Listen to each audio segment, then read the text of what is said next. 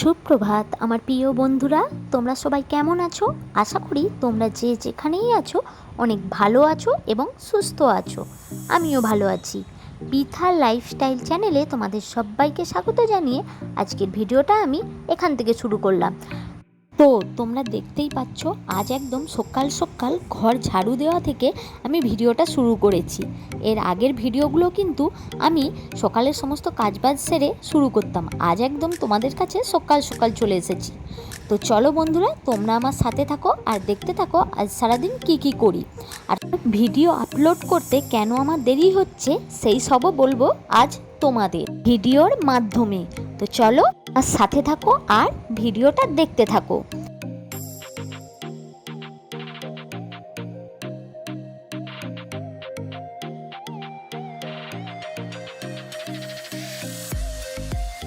তো তোমরা তো দেখলে আমার সকালের সমস্ত কাজবাজ হয়ে গেছে, আর সোনাইও ঘুম থেকে উঠে পড়েছে। ওকে ফ্রেশ করিয়ে দিয়েছি। ও এখন ওই যে ঘুরে ঘুরে জল খাচ্ছে।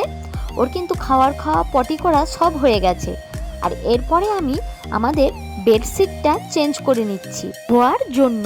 আর এই ধোয়া পরিষ্কার বেড কভারটা বিছানায় বিছিয়ে নিচ্ছি।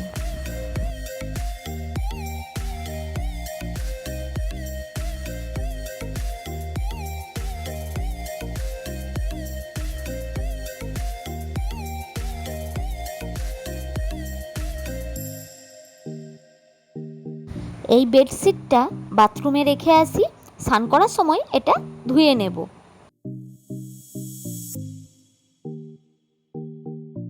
এই দেখো, বিছানাটা সুন্দরভাবে গুছিয়ে নিয়েছি। এবারে চলো যাই স্নান করতে। স্নান করা হয়ে গেছে আমার। চুলটাকে ভালোভাবে আঁচড়ে নিচ্ছি।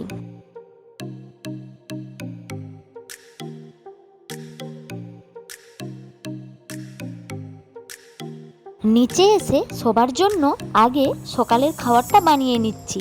সকালে আজ সবাই খাবে রুটি আর মিষ্টি। মিষ্টিটা আনা হয়ে গেছে, রুটিটা এখন আমি বানিয়ে নিচ্ছি।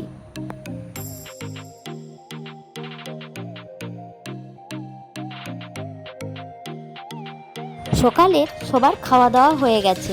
এরপরে সবজিগুলো কেটে নিচ্ছি দুপুরের রান্নার জন্য। রান্না বসিয়ে দিয়েছি। আর রান্না করতে করতে চলো তোমাদের বলি যে কেন আমার ভিডিও আপলোড করতে একটু দেরি হচ্ছে। কি বলো তো, বাড়িতে শরীর কারোই ভালো নেই। মানে প্রথমে তো আমার শ্বশুর মশাইয়ের প্রচণ্ড জ্বর, সর্দি, কাশি এইসব হয়। তো তাকে ডাক্তার দেখানো হয়। ডাক্তার দেখানোর পরেও তিনি সুস্থ হননি। তো আবার তাকে ডাক্তার দেখানো হয়, ওষুধ খাওয়া চলছে। তিনি এখনও পর্যন্ত কিন্তু পুরোপুরি সুস্থ হয়নি। হ্যাঁ, জ্বরটা নেই, কিন্তু প্রচণ্ড দুর্বল হয়ে গেছেন। আর প্রেশারটা কখনো লো কখনো হাই। আর মুখে তো একদমই রুচি নেই, খাবার দাবার একদমই খেতে পাচ্ছেন না। তো সেটা না হয় গেল। আর এদিকে আমার ছেলে সোনাই, তারও শরীর কিন্তু খুব একটা ভালো নেই। একদিন ছেলে বিকেলবেলা ঘুম থেকে ওঠার পর দেখি তার প্রচণ্ড জ্বর, সাথে বমি। তাকেও ডাক্তার দেখানো হয়, ওষুধ খাওয়ানো চলছে। কিন্তু কি বলো তো, বাড়িতে যদি কারো শরীর না ভালো থাকে, বিশেষ করে সেটা যদি আবার নিজের সন্তানের হয়, তাহলে তো আর কিছুই ভালো লাগে না, না কোনো কাজ করতে, না ভিডিও করতে।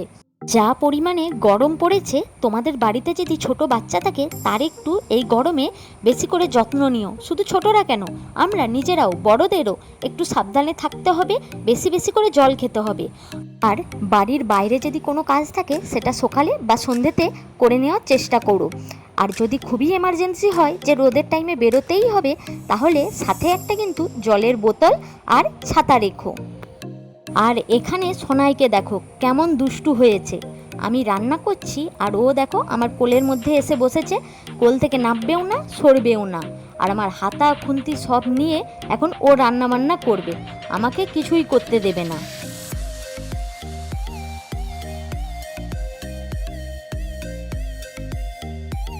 আমার রান্নাবান্নাও মোটামুটি কমপ্লিট। মাছ ভাজা হচ্ছে, ওটা ঝাল হলেই হয়ে যাবে। এখানে কি রান্না করলাম চলো দেখাই। ওটা করেছি ওরের তরকারি, আর এখানে রয়েছে ডাল। ডালটা অল্প করেই করেছি, কারণ আজ আবার হাজব্যান্ড বাড়িতে খাবে না, কারণ ওর আবার একটা নিমন্ত্রণ আছে। আর এখানে রয়েছে আলু আর পটল দিয়ে একটা তরকারি।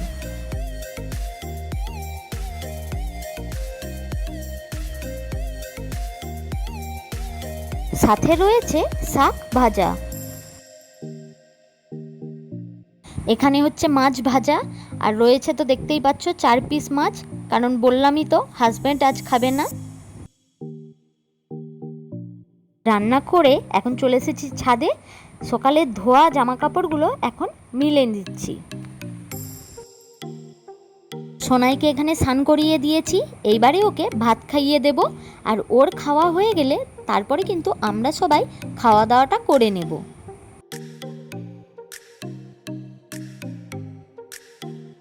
তোমরা হয়তো আমার সোনাইকে দেখে ভাবতেই পারো যে সোনাই কত শান্ত, একটা জায়গাতে কি সুন্দরভাবে দাঁড়িয়ে আছে।